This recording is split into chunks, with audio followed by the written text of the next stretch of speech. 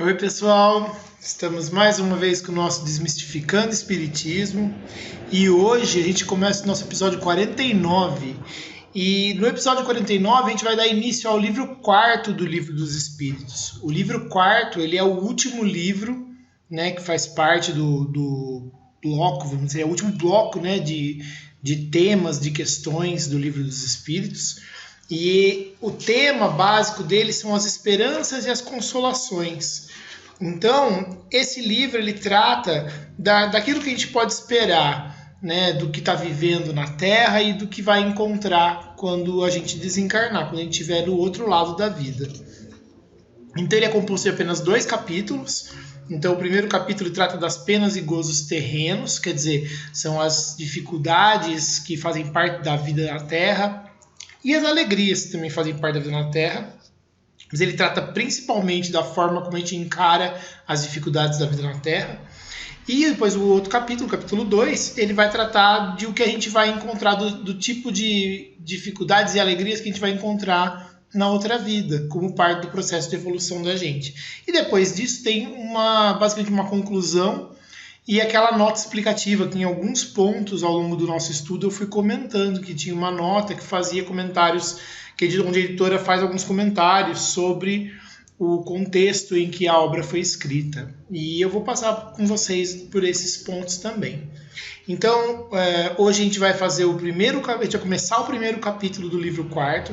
Ele é um livro que eu vou dividir em 3 partes, ou melhor, um capítulo que eu vou dividir em 3 partes, porque ele é um capítulo um pouquinho mais longo e eu acho que vai ficar um pouco mais tranquilo para a gente acompanhar, tá? Então, vamos lá. Então, nós vamos começar com o capítulo 1, né? Penas e gozos terrenos. E a primeira seção dele é felicidade e infelicidade relativas. Questão 920. Olha como a gente avançou, né? O homem pode gozar de completa felicidade na Terra? Quer dizer, é possível ser completamente feliz na Terra? A resposta é não, porque a vida lhe foi dada como prova ou como expiação. Depende dele, porém, diminuir os seus males e ser tão feliz quanto possível na Terra. 921. É possível conceber a ideia de que o homem será feliz na Terra quando a humanidade estiver transformada. Mas enquanto isso não acontece, será possível conseguir uma felicidade relativa? A resposta é: o homem é quase sempre aquele que faz a sua própria infelicidade. Praticando a lei de Deus, ele pode se poupar de muitos males e alcançar felicidade tão grande quanto seja possível em sua existência grosseira, quer dizer, no mundo material, né? E aí o Kardec faz um comentário. O homem que se acha bem compenetrado de seu destino futuro não vê a vida corpórea mais do que como uma estação temporária. É como uma parada momentânea numa hospedaria precária. Quer dizer, está falando assim, se a gente está concentrado na vida futura, a gente não se preocupa muito com a vida de agora, porque essa vida de agora ela é como se fosse você estar numa viagem longa, tem que parar numa hospedaria bem simplesinha, né, que não tem tudo que você gostaria, mas que você precisa parar porque não tem jeito, faz parte do caminho. Se consola facilmente com alguns aborrecimentos passageiros de uma viagem que deve conduzi-lo a uma posição muito melhor. Tão melhor quanto tenha cuidado dos preparativos para realizá-la, a viagem, né? Então, quanto mais ele se preparou para essa viagem, melhor vai ser a condição que ele vai ter no final, mas ele tem que passar por esse caminho difícil, né, que é a viagem. Somos punidos já nessa vida pelas infrações, pelos erros, né, que cometemos diante das leis que regem a existência corpórea, por meio dos males que vêm dessas mesmas infrações e dos nossos próprios excessos. Se voltarmos pouco a pouco à origem do que chamamos as nossas desgraças terrenas, veremos que na maioria dos casos são a consequência de um primeiro afastamento do caminho reto. Por conta desse desvio, enveredamos por um outro mal, quer dizer, um outro caminho, né, mal, e de consequência em consequência, caímos na desgraça. 922. A felicidade terrena é relativa à posição que cada um ocupa. O que basta para a felicidade de um, ou seja, o que é suficiente para a felicidade de um, para outro constitui a desgraça. Ou seja, o que para um é felicidade, para o outro não chega nem perto, para ele é muito ruim, né? Haverá, contudo, algum critério de felicidade que sirva para todos os homens? A resposta é: para a vida material é a posse do necessário. Para a vida moral é a consciência tranquila e a fé no futuro. 923. Aquilo que seria supérfluo, ou seja, aquilo que seria, a mais, para um, não representará para o outro o necessário e vice-versa, conforme as posições? Aí a resposta é: sim, de acordo com as suas ideias materiais, os seus preconceitos, a sua ambição e todos os seus caprichos ridículos, para os quais o futuro fará justiça quando vocês compreenderem a verdade. Sem dúvida, aquele que tinha 50.000 libras de renda e a vê reduzida a 10.000 se considera muito infeliz por não mais poder fazer a mesma figura, conservar o que chama a sua posição, ter cavalos, servos, satisfazer a todas as paixões, etc. Julga que lhe falta o necessário. Mas, honestamente, você acha que seja digno de lástima, ou seja, de lamento, quando ao seu lado há muitas pessoas que morrem de fome e de frio, sem um abrigo para repousar a cabeça? O homem sábio, para ser feliz, olha para baixo e jamais para cima, a não ser para elevar sua alma ao infinito. 924. Há males que não dependem da maneira de agir e que atingem o homem mais justo. Haverá algum meio de ele se preservar deles? A resposta é: o homem deve se aceitá-los e sofrê-los sem murmurar, ou seja, sem reclamar, se quer progredir. Entretanto, sempre encontra consolação na própria consciência, que lhe dá a esperança de um futuro melhor, desde que faça o que é preciso para obtê-lo.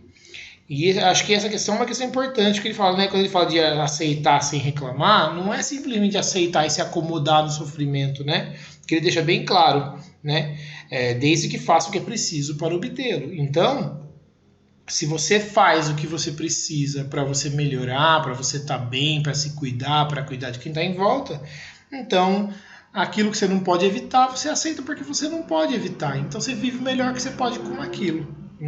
E é nesse sentido que se fala em aceitação, em resignação, não no sentido derrotista de abandonar tudo e deixar para lá, mas no sentido de, bom, se eu não posso fazer nada, paciência, agora se eu posso, eu faço o que eu posso para melhorar.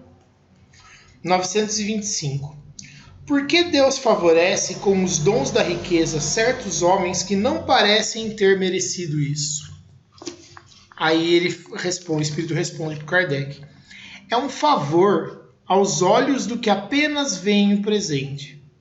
Ou seja, é um favor para aqueles que só veem o presente. Mas, saiba bem, a riqueza é quase sempre uma prova mais perigosa do que a miséria. Isso já foi tratado um pouco mais para trás, 926. Criando novas necessidades, a civilização não é fonte de novas aflições? Quer dizer, quando a gente cria novas necessidades para a gente, por causa de viver em sociedade, na civilização, a gente não está criando novas formas de sofrimento, novas fontes de sofrimento? E o Espírito responde: os males deste mundo estão na razão das necessidades artificiais que vocês criam para vocês mesmos. Quer dizer, os males desse mundo quanto mais vocês criam necessidades artificiais, mais vocês têm problema nesse mundo. É isso que ele está falando. Aquele que sabe limitar seus desejos e olha sem inveja o que esteja acima de si, se poupa de muitos desenganos nessa vida. O mais rico é o que tem menos necessidades. Vocês invejam os prazeres dos que parecem os felizes do mundo. Mas vocês sabem por acaso que lhes está reservado? Se não tem prazer senão pessoalmente, se não gozam senão pessoalmente, são egoístas e sofrerão as consequências. Ou seja, se eles só aproveitam para eles mesmos aquilo que eles têm, eles estão sendo egoístas e eles vão sofrer as consequências disso. Antes, vocês devem lamentá-los. Deus permite algumas vezes que o mal prospere, ou seja, que o mal, se manifeste, cresça, apareça, né? Mas a sua felicidade não é de causar inveja, porque apagará com lágrimas amargas. E só para destacar aqui, quando ele fala assim, ó, Deus permite algumas vezes que o mal, a pessoa má, que a pessoa má prospere, que ela tenha sucesso, né? Mas a sua felicidade não é de causar inveja, porque ela pagará com lágrimas amargas por essa felicidade. Quando o justo é infeliz, ou seja, quando a pessoa que não criou a situação da infelicidade dela está sendo infeliz, trata-se de uma prova que lhe será levada em conta se a suportar com coragem. Lembrem-se destas palavras de Jesus.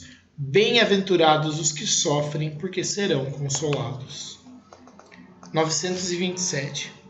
Certamente, o supérfluo não é indispensável à felicidade. Porém, o mesmo não se dá com o necessário. Ora, não será real a infelicidade daqueles que estão privados do necessário? Ou seja, ele fala assim, olha, a gente sabe que o que é a mais, tudo bem, não é necessário. Mas tem coisa que é necessária, a felicidade. E aí aqueles que não têm nada, né? Eles não são infelizes de verdade porque eles não têm o necessário? E a resposta é, na verdade, o homem só é infeliz quando sofre a falta do necessário à vida e à saúde do corpo. Essa privação talvez se deva à sua própria culpa, daí porque só tem que se queixar de si mesmo. Se a culpa for de outro, a responsabilidade recairá sobre aquele que a tiver causado. Então, se alguém está fazendo o outro sofrer com uma coisa de verdade, ou seja, arriscando a vida ou a saúde do outro, então o outro vai ter que lidar com as consequências de fazer esse mal. Mas caso contrário, geralmente é o homem que está provocando aquilo. Né? E aí ele não adianta ele reclamar, ele tem que mudar e parar de provocar aquilo e aceitar as consequências do que ele fez de errado. Né? 928. Evidentemente, pelas características de nossas capacidades naturais, Deus indica a nossa vocação nesse mundo. Muitos males não vêm do fato de não seguirmos essa vocação. Quer dizer, a gente nasce com algumas habilidades naturalmente, né? E a gente não segue essas habilidades. Será que não é disso, né, que vem os males, que a gente não segue essa tendência natural que a gente tem para fazer bem alguma coisa? A resposta é verdade. E muitas vezes são os pais que, por orgulho ou por avareza, desviam seus filhos do caminho que a natureza lhes traçou, se comprometendo assim a sua felicidade. Serão responsabilizados por isso. É o caso daquelas pessoas que os pais forçam a fazer uma coisa que elas não querem e não se sentem, né, de nenhuma forma preparadas para fazer. Aí o Kardec até completa essa pergunta, 928A. Então vocês consideram justo que o filho de um homem altamente colocado no mundo fabrique tamancos, por exemplo, desde que tenha aptidão para tanto? Ele quer dizer assim, então quer dizer, um cara rico, cheio de dinheiro, dono de alguma coisa importante, uma pessoa muito bem sucedida, quer dizer, o filho dele pode fazer sapato, então? Ele pode ser um sapateiro simples, desde que ele tenha aptidão para isso aí? Aí o espírito responda, não é preciso cair no absurdo, nem exagerar coisa alguma. A civilização tem as suas necessidades. Porque o filho de um homem altamente colocado, como você diz, teria que fabricar tamancos se pode fazer outra coisa? Poderá sempre se tornar útil na medida de suas capacidades, desde que não as aplique em sentido contrário. Assim, por exemplo, em vez de um mau advogado, talvez pudesse ser um bom mecânico, etc. Aí o Kardec comenta, o afastamento dos homens da sua esfera intelectual é seguramente uma das causas mais frequentes de decepção. A falta de aptidão para a carreira abraçada é uma fonte inesgotável de revés, ou seja, de azares, de contratempos. Né?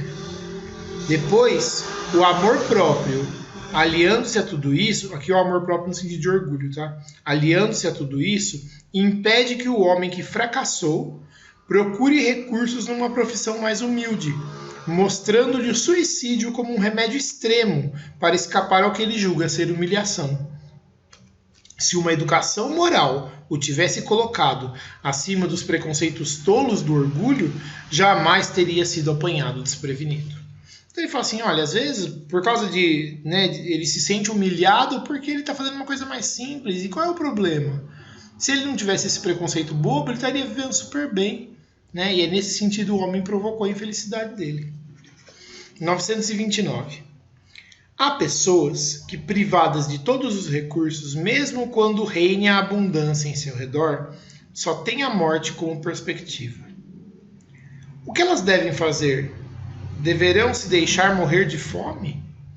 Aí ele fala, então ele está falando assim, tem pessoas que não têm nada em meio a pessoas que têm tudo, né?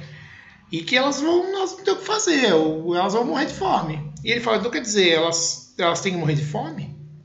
Aí o Espírito responde, ninguém jamais deve ter a ideia de se deixar morrer de fome. O homem acharia sempre meio de se alimentar se o orgulho não se colocasse entre a necessidade e o trabalho. Costuma-se dizer que não há trabalho que se despreze e que não é a posição do homem que o desonra. Mas isso é dito para os outros e não para si mesmo.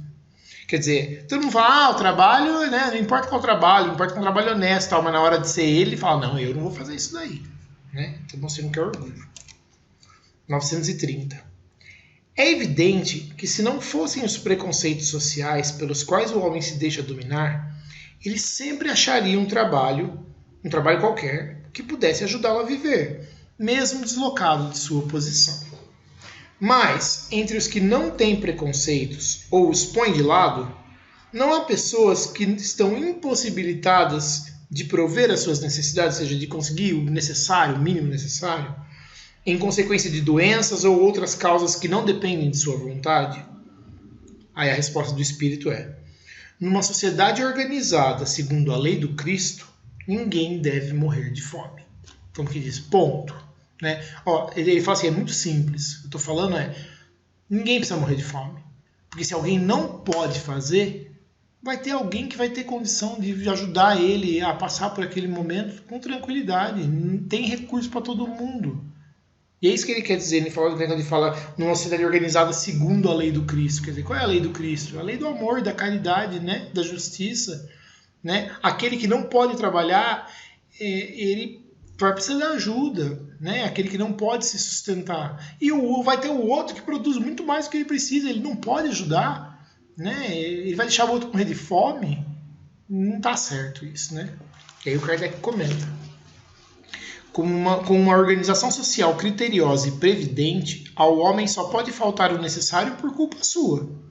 Porém, muitas vezes, suas próprias faltas resultam do meio em que se acha colocado. Quando o homem praticar a lei de Deus, terá uma ordem social fundada na justiça e na solidariedade, e que ele próprio também será melhor. Aí a próxima questão que o Kardec faz para os espíritos, né? 931. Por que na sociedade as classes sofredoras são mais numerosas do que as felizes? E a resposta do espírito é: nenhuma é perfeitamente feliz, porque o que se julga ser a felicidade muitas vezes oculta aflições intensas. O sofrimento está por toda parte. Entretanto, para responder ao teu pensamento, quer dizer assim, entendi o que você quis dizer, né? O pessoal que é mais pobre está mais difícil, eles sofrem mais. Ele fala, então, para responder ao seu pensamento, direi que as classes a que você chama sofredoras são mais numerosas porque a Terra é um lugar de expiação. Quando ela tiver se transformado em morada do bem e de espíritos bons, o homem deixará de ser infeliz e ela será para ele o paraíso terrestre. 932. Por que neste mundo a influência dos maus geralmente é maior que a dos bons? A resposta é: por fraqueza dos bons. Os maus fazem intriga e são audaciosos. Os bons são tímidos. Quando estes o quiserem, haverão de se preponderar. Ou seja, ele fala assim, aquela história, eu acho que foi Martin Luther King que disse, eu infelizmente não me lembro agora, mas alguém importante disse, né, que o que assusta não é a força dos maus, né, mas o silêncio dos bons. E é isso que o Espírito falou bem antes dele, né? Ele fala, olha, os bons eles se fazem fracos, os bons são tímidos, eles ficam na deles. Se eles fossem, né, se eles se esforçassem, se eles se manifestassem e fizessem valer a bondade deles, eles poderiam superar os maus. 933. Se o homem é quase sempre aquele que cria os seus sofrimentos materiais, também será o causador de seus sofrimentos morais? E o Espírito responde, mais ainda, porque os sofrimentos materiais algumas vezes não dependem da vontade, mas o orgulho ferido, a ambição frustrada, a ansiedade da avareza, a inveja, o ciúme, todas as paixões, em suma, são torturas da alma. A inveja e o ciúme, felizes os que desconhecem esses dois vermes roedores. Com a inveja e o ciúme não existe calma, não há repouso possível para aquele que sofre desse mal. Os objetos de sua cobiça, do seu desejo, do seu ódio e do seu despeito se erguem diante dele como fantasmas que nunca lhe dão trégua e o perseguem até no sono. O invejoso e o ciumento vivem num estado de febre contínua. Será essa uma situação desejável?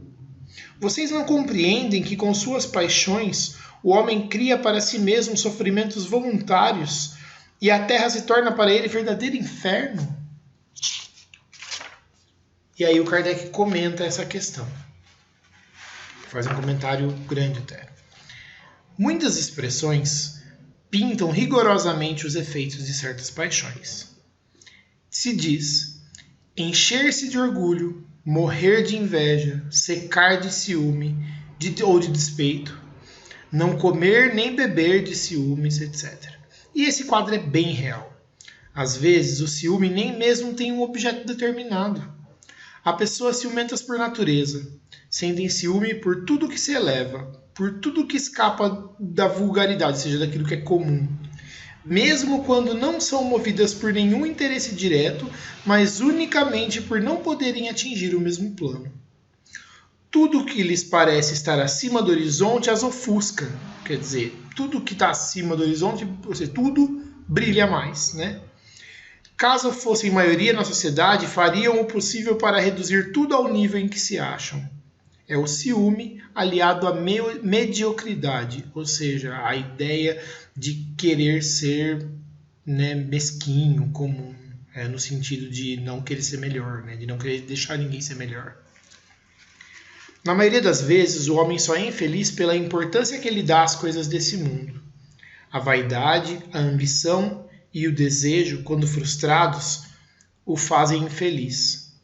Se ele as colocar acima do círculo mesquinho, acanhado da vida material, se elevar os seus pensamentos ao infinito, que é o seu destino, os sofrimentos da humanidade lhes parecerão mesquinhos e infantis, como a tristeza da criança que se aflige pela perda de um brinquedo, que era antes sua felicidade suprema. Aquele que só vê felicidade na satisfação do orgulho e nos apetites grosseiros é infeliz quando não pode satisfazê-los, ao passo que aquele que nada pede ao supérfluo é feliz com o que os outros consideram calamidades. Nós nos referimos ao homem civilizado, pois o selvagem, cujas necessidades são mais limitadas, não tem os mesmos motivos de desejo e de angústias, já que é diferente a sua maneira de ver as coisas. Como civilizado, o homem raciocina sobre a sua infelicidade e a analisa. Por isso é mais afetado por ela. Mas também é possível a ele raciocinar sobre os meios de obter consolação e de analisá-los. Ele encontra essa consolação no sentimento cristão, que lhe dá a esperança de um futuro melhor, e no espiritismo, que lhe dá a certeza desse futuro. Com isso, gente, nós vamos encerrar esse episódio.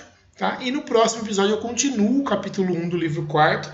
O próximo tema vai falar, o próximo episódio vai falar da perda dos entes queridos, da ingratidão, das questões das afeições e uniões difíceis. Então não vamos perder, tá bom? Muito obrigado e até lá.